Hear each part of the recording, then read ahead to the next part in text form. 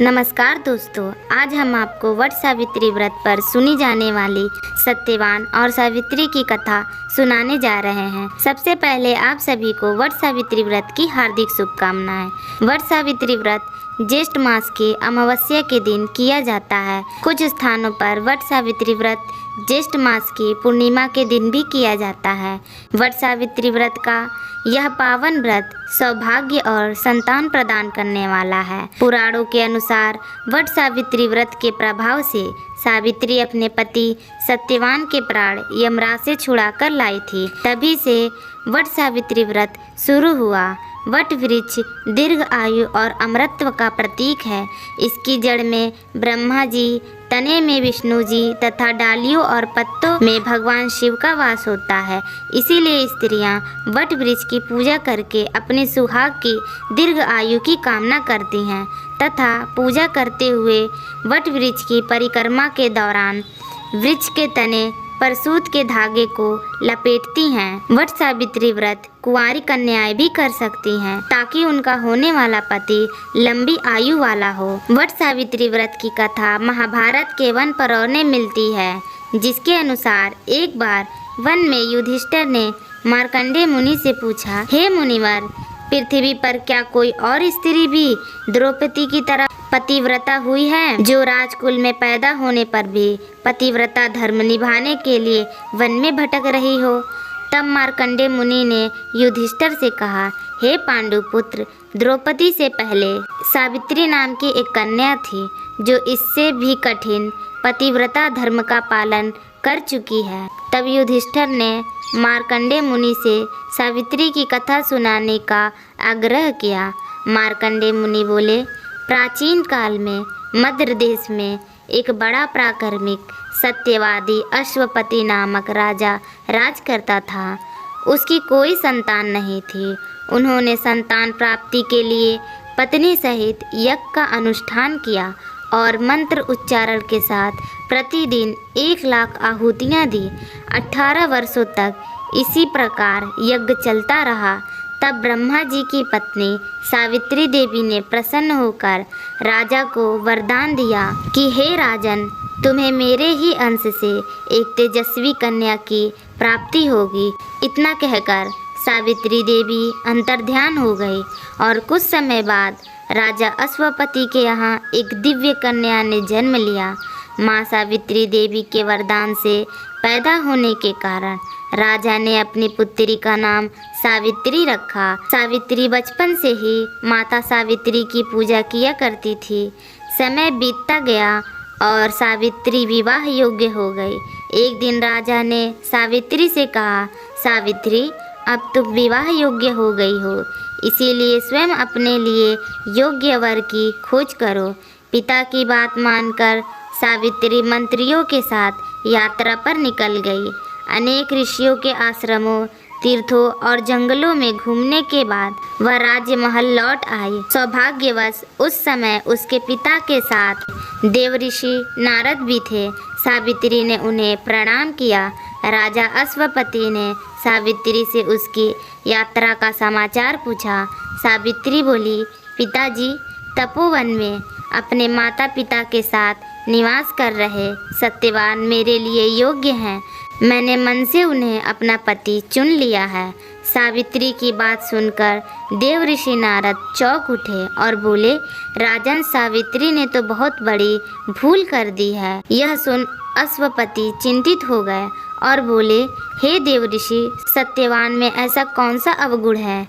इस पर नारद जी बोले, राजन, सत्यवान के पिता शत्रुओं के द्वारा राज्य से वंचित कर दिए गए हैं।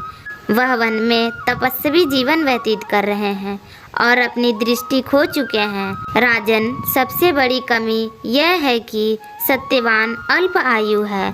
12 वर्ष की आयु में से अब उसके पास केवल 1 वर्ष की आयु शेष रह गई है। नारद जी की बात सुनकर अश्वपति ने सावित्री को समझाया कि वह किसी दूसरे उत्तम गुणों वाले पुरुष को अपने पति के रूप में चुन ले। सावित्री बोली, पिताजी, नारी अपने जीवन में केवल एक ही बार पति का वरण करती है। अब चाहे जो भी हो, मैं किसी दूसरे को अपने पति के रूप में स्वीकार नहीं कर सकती। पुत्री के हट के आगे पिता विवश हो गए और सावित्री का सत्यवान के साथ विधि विधान से विवाह करा दिया गया। विवाह के पश्चात सावित्री अपने पति और सास ससुर के साथ वन में रहने लगी। जैसे जैसे समय बीतता जा रहा था, सावित्री के मन का भय बढ़ता जा रहा था। नारद जी के कहे अनुसार जब उसके पति की आयु मात्र 4 दिन बची, तब सावित्री ने 3 दिन पहले से व्रत रखना प्रारंभ कर दिया। अंततः वह दिन भी आ पहुंचा जब सत्यवान की मृत्यु निश्चित थी। चौथे दिन जब सत्यवान लकड़ियां लेने वन में जाने लगा, तब सावित्री बोली, हे नाथ, मैं भी आपके साथ वन को चलूंगी। सत्यवान के मना करने पर भी वह सास ससुर की आज्ञा लेकर अपने पति के साथ वन को चली गई। वन में सत्यवान ने जैसे ही पेड़ से लकड़ी काटना शुरू करा, उसके सर में असहनीय पीड़ा होने लगी और वह पेड़ से उतर गया। सावित्री समझ गई कि उसके पति का अंत समय निकट है, अतः उसने अपने पति का सर अपनी गोद में रख लिया। लेटने पर सत्यवान अचेत हो गया। सावित्री चुपचाप आंसू बहाती ईश्वर से प्रार्थना करने लगी। तभी उसे लाल वस्त्र पहने भयंकर आकृति वाला एक पुरुष दिखाई दिया। वह साक्षात यमराज थे। सावित्री बोली, महाराज, आप कौन हैं? यमराज ने उत्तर दिया, सावित्री, मैं यमराज हूँ और तुम्हारे पति के प्राण हरने आया हूँ। सावित्री बोली, प्रभु, सांसारिक प्राणियों को लेने तो आपके दूत आते हैं, क्या कारण है कि आज आपको स्वयं आना पड़ा? यमराज ने उत्तर दिया, सावित्री, सत्यवान धर्मात्मा तथा गुणों का सागर है। मेरे दूत इन्हें ले जाने के योग्य नहीं है, इसीलिए मुझे स्वयं आना पड़ा। ऐसा कहकर यमराज ने सत्यवान के शरीर से प्राणों को निकाला और उसे लेकर वह दक्षिण दिशा की ओर यमलोक को जाने लगे। सावित्री भी उनके पीछे पीछे चल दी। सावित्री को अपने पीछे आता देख यमराज बोले, सावित्री, तुम मेरे पीछे कहाँ आ रही हो? सावित्री बोली, मेरे पति जहाँ जाएंगे मैं भी वहीं जाऊंगी, यही मेरा धर्म है। यमराज के बहुत समझाने पर भी सावित्री नहीं मानी।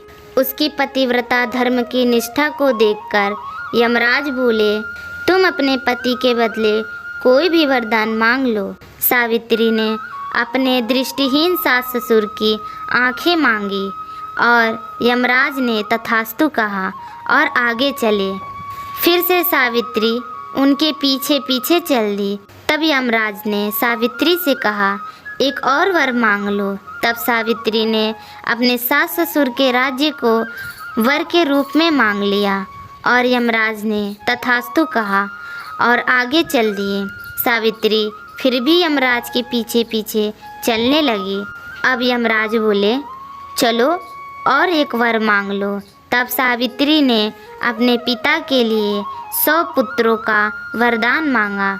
यमराज ने तथास्तु कहकर सावित्री को वापस लौटने को कहा, लेकिन सावित्री नहीं मानी और फिर उनके पीछे पीछे चल दी। अब यमराज बोले, सावित्री, तुम मुझसे अपने पति के प्राणों के अलावा कोई भी वरदान मांग लो। तब सावित्री ने वर मांगा कि उसके सत्यवान से 100 पुत्र प्राप्त हों। इस बार भी यमराज तथास्तु कहकर आगे बढ़ने लगे, परंतु सावित्री फिर उनके पीछे पीछे चल दी। अब यमराज बोले, मैंने तुम्हें सभी मनवांछित वर दे दिए, अब तुम लौट जाओ। तब सावित्री बोली, यमराज, आपने मुझे सत्यवान से 100 यशस्वी पुत्रों का वरदान दिया है और सत्यवान के बिना पुत्र कैसे संभव होगा? ऐसा कहकर सावित्री ने यमराज को उलझन में डाल दिया। तब यमराज बोले, सावित्री, मैं तुम्हारी पतिव्रता धर्म से प्रसन्न होकर सत्यवान के प्राण छोड़ रहा हूँ और साथ साथ तुम्हें आशीर्वाद देता हूँ कि तुम्हारी यह कहानी युगों युगों तक सुनाई जाएगी। यह कहकर यमराज ने सत्यवान के प्राण छोड़ दिए और यमलोक को लौट गए। सत्यवान और सावित्री अपनी कुटिया में पहुँचे।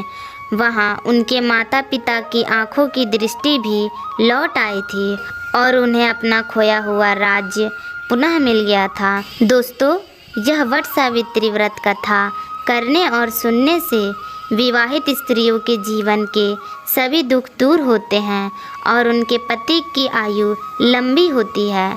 आपको ये कथा कैसी लगी? कमेंट बॉक्स में कमेंट करके ज़रूर बताएं और साथ ही हमारे चैनल MG हिंदी स्टोरीज़ को सब्सक्राइब करना ना भूलें। धन्यवाद।